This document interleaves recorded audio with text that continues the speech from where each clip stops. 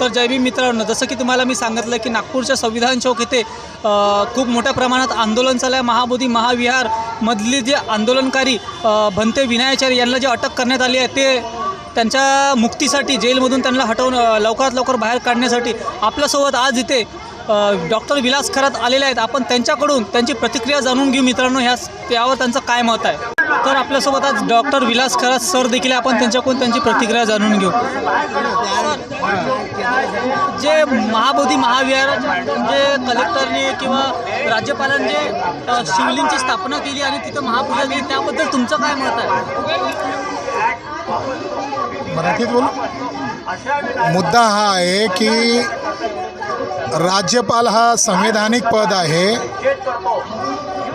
बिहारचा राज्यपाल धर्माने मुसलमान आहे, ज्यांचं नाव आहे आरिफ मोहम्मद खान।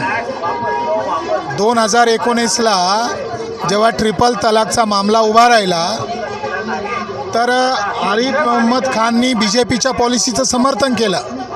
तर त्यावेळेस मुस्लिम मौलानांनी आरिफ मोहम्मद खानला मुसलमान मानायला इन्कार केला, नकार दिला। म्हणजे मुस्लिम धर्मगुरू आरिफ मोहम्मद खानला मुसलमानच मानत नाही। तर इस्लामच्या संकल्पनेनुसार मूर्तीची पूजा करणे हा धर्मद्रोह आहे, काफिर म्हणतात त्याला। तर एका मुस्लिम व्यक्तीने आणि त्यातल्या त्यात राज्यपाल पदावर असलेल्या व्यक्तीने हे काम, हे पाप का केलं? कोणाच्या सांगण्याहून केलं? याच्यामागं कोण आहे शक्ती? तर ती नागपूरची शक्ती आहे आणि ती RSS आणि भागवतच्या इशाऱ्यावर त्यांनी केलं। आमची डिमांड होती की BT ॲक्ट रद्द करा, तर बिहार सरकारने आमची मागणी मान्य केली का? तर बिहारचा जो प्रमुख व्यक्ती आहे, राष्ट्रपतीचा जो डायरेक्ट प्रतिनिधी आहे, त्या व्यक्तीने काल्पनिक शिवलिंगाची पूजा केली, हा सगळ्यात मोठा अपराध आहे। नंबर 2, बिहार सरकारने कॅबिनेटमध्ये ठराव पास केला आणि गया जिल्ह्याचं नाव काय घोषित केलं? गयाजी। आता गयाजी म्हणजे काय? तो वायुपुराणामध्ये बुद्धाला गयासूर असं म्हटलेलं आहे। ब्राह्मणांनी जे पुराणे लिहिलेली आहेत त्यामध्ये एक पुराणाचं नाव वायुपुराण आहे आणि वायुपुराणामध्ये बुद्धाला गयासूर म्हटलेलं आहे।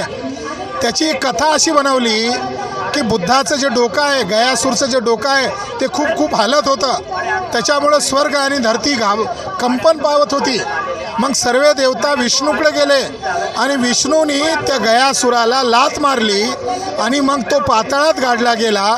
तर ब्राह्मणाच्या कल्पनेनुसार बोध गयाचा जो इनलाइटमेंट स्थळ आहे ते पाताळाची जागा आहे, तिथं त्यांनी गयासूरला गाडलं असं मानतात।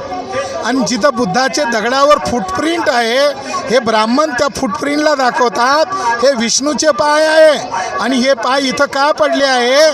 कारण इथून गयासूरला लाथ मारलेली आहे। म्हणजे बुद्ध पदाला ते विष्णूचं पद म्हणतात आणि असा अपप्रचार करतात की इथं विष्णूचा पाय पडलेला आहे, म्हणून गया जिल्ह्यात जाऊन, हेडक्वार्टरला जाऊन पिंडदान करू नका, श्राद्ध करू नका, तो बोध गयेत जाऊन श्राद्ध करा, असं त्या पुराणामध्ये म्हटलेलं आहे। म्हणजे 2 मोठे पाप कोणी केलं आहे? बिहार सरकारने केलं आहे, कॅबिनेटमध्ये ठराव पास केलेला आहे।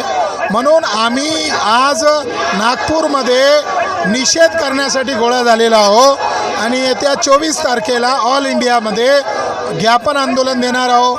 येत्या 31 तारखेला धरणे आंदोलन करणार आहोत आणि 15 जूनला रॅली प्रदर्शन करणार आहोत। यामध्ये प्रमुख 2 मुद्दे आहेत। नंबर 1, माननीय भिक्खू विनायाचार्यजींना फ्री करा, त्यांना जेलमधून बाहेर काढा आणि जे खरे गुन्हेगार आहे त्यांना सजा द्या। एक शेवटचा प्रश्न विचारायचा आहे। 29 जुलैला सुप्रीम कोर्ट असा निर्णय देणार आहे की बोधगयाबद्दल, त्याबद्दल तुमचं काय मत आहे? तो मामला 12 वर्षापूर्वीचा पेंडिंग मामला आहे। तर सुप्रीम कोर्टाच्या न्यायाधीशांनी सरकारला प्रश्न केला आहे की 12 वर्ष झोपले होते का? तर आम्ही आता वाट पाहतो, झोपेतून जागे झालेलं सरकार काय उत्तर देईल, आम्ही वाट बघत आहोत। तर अशा पद्धतीने आपण डॉक्टर विलास खरात यांची देखील प्रतिक्रिया जाणून घेतलेली आहे। तर असो मित्रांनो, या व्हिडिओला तुम्ही काय म्हणता हे आम्हाला कमेंट बॉक्स नक्की सांगा आणि जर तुम्ही आमच्या चॅनलवर नवीन असाल तर आम्हाला लाईक करा, शेअर करा आणि सबस्क्राईब करा आणि आमच्या स्वतंत्र पत्रकारितेला मनोबल द्या। जय भीम, नमो बुद्धाय।